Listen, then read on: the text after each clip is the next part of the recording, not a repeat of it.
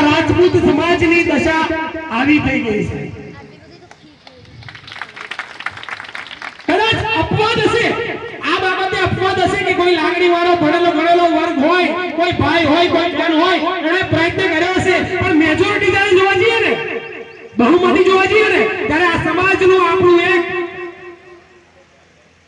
આવું દશા કહો કે આવું ગુણ કહો કે જેને કહેવાય કે ભણેલો ગણેલો જે 5% વર્ગ હતો ને, એને સમાજ સામું કદાચ નહીં જોયું હોય, આવું મારું માનવું છે। હું ખોટો પણ હોઈ શકું, પણ તમે એનાલિસિસ કરી જોજો, કંઈક આવું છે,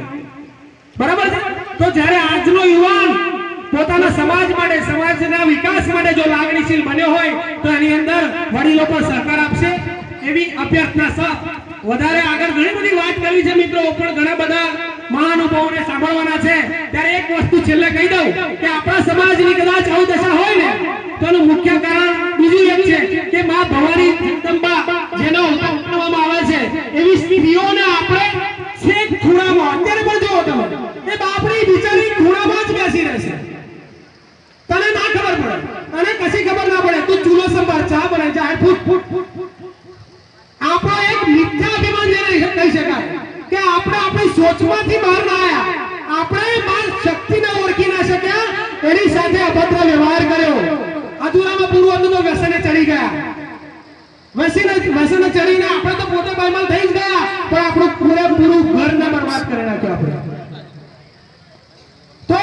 આ સમયમાં અત્યારે મારે એટલું જ કહેવાનું કે આપણે જ્યારે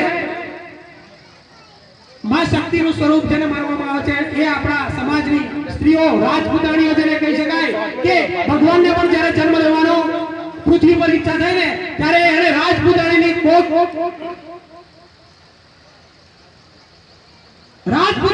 કોક પસંદ કરી છે મિત્રો। ત્યારે આપણે આવી માતા બહેનોને પણ અત્યારના સમયમાં ભણાવીએ, ગણાવીએ, એને માન આદરની નજરે જોઈએ કે જેથી કરીને માં શક્તિ હંમેશા એના